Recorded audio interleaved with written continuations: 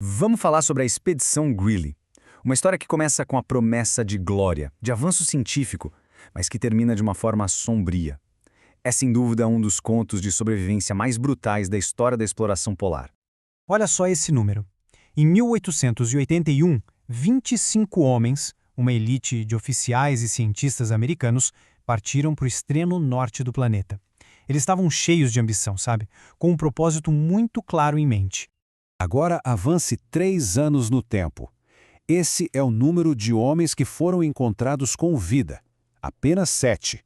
A equipe de resgate os encontrou à beira da morte, os únicos sobreviventes daquele grupo que um dia foi tão promissor. A grande questão é como?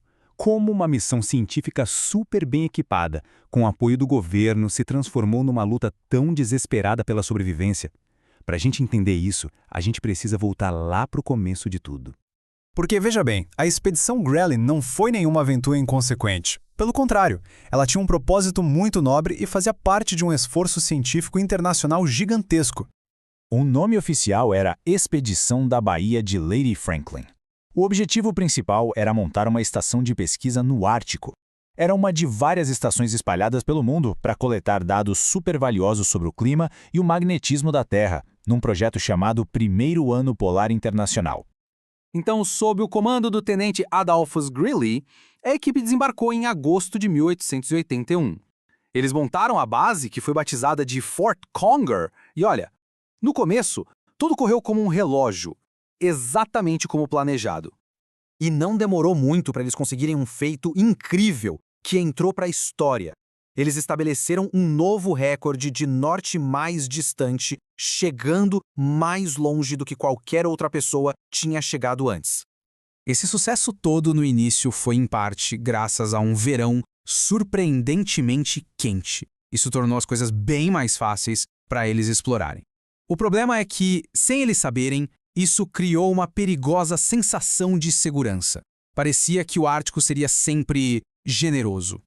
Mas a sorte da expedição estava prestes a virar, e de uma forma bem drástica. A mesma natureza que deu a eles um verão ameno estava prestes a se tornar a sua prisão.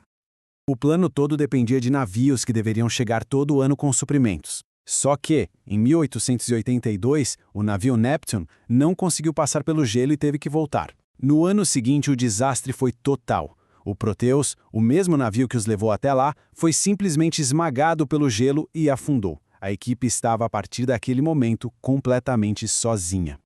Tenta imaginar a situação. Eles estavam esperando por navios trazendo comida, cartas, notícias de casa. Mas, em vez disso, o que eles tiveram foi silêncio. Um silêncio absoluto. 2 anos seguidos de missões de resgate que falharam, deixando aqueles homens completamente isolados do resto do mundo. Seguindo as ordens que eles tinham para uma emergência como essa, Greely e seus homens começaram uma jornada perigosíssima para o sul em barcos pequenos. A única esperança deles era encontrar os depósitos de suprimentos que os navios de resgate deveriam ter deixado pelo caminho. Mas quando eles finalmente chegaram ao ponto de encontro, um lugar chamado Cape Sabine, o que eles encontraram foi desolador. Um suprimento de emergência que era uma piada. Comida para apenas 40 dias de ração para 25 homens que precisavam sobreviver a um inverno ártico inteiro.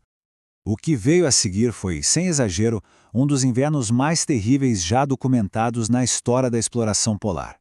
Presos ali em Cape Sabine, a luta pela ciência virou uma luta primitiva, pela vida. Essa linha do tempo mostra como tudo desmoronou rápido. Em outubro de 83, eles já estavam isolados e com pouquíssimos suprimentos. Nos meses seguintes, a fome e o frio extremo começaram a fazer suas vítimas. Os homens foram morrendo um por um. A coisa ficou tão desesperadora que, em junho, um soldado foi executado por ordem de Greely por roubar o que restava de comida. E apenas 16 dias depois disso, o resgate finalmente chegou. O custo humano foi inacreditável. Dos 25 membros originais da expedição, 18 morreram naquele inverno brutal. Sobraram apenas 7 homens para contar essa história. Mas o resgate não foi o fim da história. De jeito nenhum. Para os sobreviventes e para o legado da expedição, um outro tipo de provação estava só começando. No início, os sobreviventes foram recebidos como verdadeiros heróis. A nação inteira celebrou a resistência deles, os feitos científicos, tiveram desfiles, homenagens, tudo pela coragem deles diante de uma situação que ninguém conseguia nem imaginar. Só que por trás de toda essa recepção heróica, uma pergunta terrível começou a aparecer. Rumores muito sombrios sobre o que realmente tinha acontecido lá no gelo começaram a circular. E logo isso virou uma acusação pública que manchou a história para sempre. A controvérsia toda girava em torno de uma palavra terrível: canibalismo. Os boatos ficaram tão fortes que o corpo de um dos oficiais que morreram foi exumado para uma autópsia. O resultado foi chocante. O exame revelou que carne tinha sido cortada dos ossos dele. Mesmo com essa evidência, Greeley e os outros sobreviventes negaram tudo. Eles disseram que não sabiam de nada. Então, ficaram duas versões da história. De um lado, a acusação direta. Para sobreviver, alguns homens apelaram para o canibalismo. Do outro lado, a explicação do Greeley.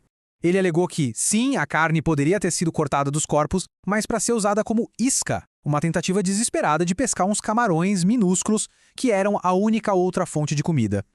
E é assim que a história da Expedição Greeley nos deixa com essa pergunta perturbadora. Quem eles foram, afinal? Heróis que foram além do limite humano? Vítimas de uma sequência trágica de acidentes? Ou será que a verdade é algo muito mais complexo? Um lugar cinzento que talvez só aqueles homens, sozinhos no gelo, pudessem de fato entender.